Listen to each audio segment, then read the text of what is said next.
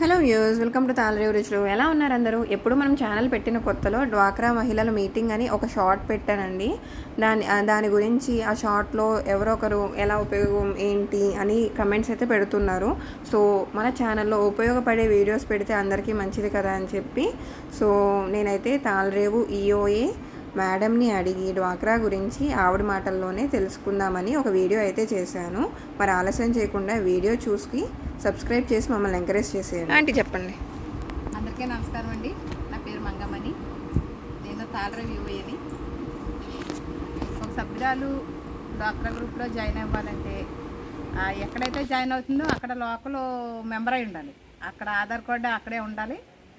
ఆమె కూడా నివాసం కూడా అక్కడే ఉండాలి. ఒక సభ్యురాలకి 18 సంవత్సరాలు దాటి ఉండాలి గ్రూప్లో చేరాలంటే. 10 మంది, మినిమం 10 మంది తక్కువ కాకుండా గ్రూప్లో ఉండాలి. నెలకొచ్చి 200 రూపాయలు చొప్పున సేవింగ్ చేసుకోవాలి. అలా సేవింగ్ చేసుకున్న ఒక 6 నెలల వరకు డైలీ మీటింగ్ అలా పెట్టుకుంటూ ఉండాలి ప్రతి నెల కూడాను. ఈ మధ్యకాలంలో అయితే కన్నా లైవ్ మీటింగులు వచ్చినాయండి. ఈ లైవ్ మీటింగులకి కంపల్సరీ హాజరవ్వాలి. లైవ్ మీటింగ్లో 3 మీటింగులకి ఎవరైతే హాజరు కారో వాళ్ళకైతే పేరు డిలీట్ అవుతుంది. అంతేకాదు తర్వాత సేవింగ్ కూడా రెగ్యులర్గా కడుతూ ఉండాలి. తర్వాత లోను ఇస్తారండి బ్యాంక్ వాళ్ళు. మనం ప్రతి లోన్కి కూడా యాక్టివిటీ చూపిస్తూ ఉండాలి. అంటే తీసేసిన డబ్బులు ఎవరి వాళ్ళు పనిచేసుకొని బట్టలు కొనుక్కొని నగలు కొనుక్కొని అలా సొంతానికి ఉపయోగించుకోకుండా ఏదో ఒక యాక్టివిటీ ఉండాలన్నమాట. ఎందుకంటే గవర్నమెంట్ లోన్ ఇస్తుందంటే అస్తమాటు ఎవరో ఇస్తారు, మనం డబ్బులు ఖర్చు పెట్టుకోవచ్చు అనుకోకుండా ఆ ఇచ్చిన డబ్బులతోనే మనం చిన్నదో పెద్దదో చిన్న వ్యాపారం కానీ లేకపోతే ఏదైనా యాక్టివిటీలు కానీ చేసినట్టయితే దాని ద్వారా డబ్బులు అలా డెవలప్ అవుతూ ఉండాలి మనం. తర్వాత ఇది నెమ్మదిగా దీని ద్వారా వచ్చిన ఇన్కమ్తో అప్పు కట్టుకుంటూ నెక్స్ట్ ఇంకా పెద్ద వ్యాపారం చేసుకోవడానికి, పెద్ద యాక్టివిటీలు చేసుకోవడానికి మళ్ళీ కూడా రెండోసారి దఫా లోన్ ఇవ్వడానికి కూడా ఆస్కారం ఉంటుంది అన్నమాట. అలా రెగ్యులర్గా కట్టుకుంటూ ఉండాలి, సేవింగ్ చేస్తూ ఉండాలి, రెగ్యులర్గా మీటింగ్లు పెట్టుకుంటూ ఉండాలి, పుస్తకాలు రాసుకుంటూ ఉండాలి, ఒకరికొకరు సమాధానంగా ఉండాలి. 10 మంది ఉన్నారనుకోండి, 10 మంది కూడా సమాధానంగా ఉండాలి. నాకు కావాలి అనకూడదు. మన 10 మందిలోనే ఎవరికైతే అవసరాలు ఉన్నాయో దాన్ని బట్టి అప్పు తీసుకుంటూ ఉండాలి. కట్టుకున్న సేవింగ్ కూడా ఇంటర్నల్ ల్యాండింగ్ అంటారు దాన్ని కూడా అప్పుకి ఇస్తూ ఉండాలి. అంటే అవసరాన్ని బట్టి వాళ్ళకి రూపాయి కానీ రూపాయిన్నర కానీ ఇంట్రెస్ట్తో మళ్ళీ తిరిగి వాళ్ళు నెల కడుతూ ఉండాలి.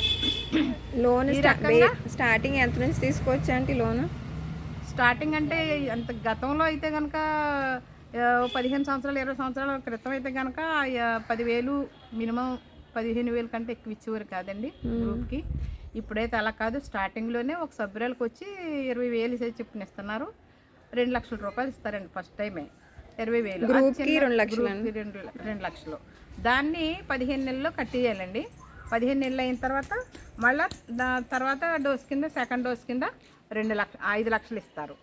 దాన్ని కూడా మనం వ్యాపార రీత్యా పెట్టుబడి పెట్టుకుని, అంటే 20,000లో చేసే వ్యాపారాలు కూడా ఉన్నాయండి. 20,000 అంటే చిన్న కాయగూరల వ్యాపారం కానీ, పేపర్ కవర్లు కానీ ఇలాంటి చిన్న చిన్న వ్యాపారాలు 20,000 కొనుక్కుని చెయ్యొచ్చు.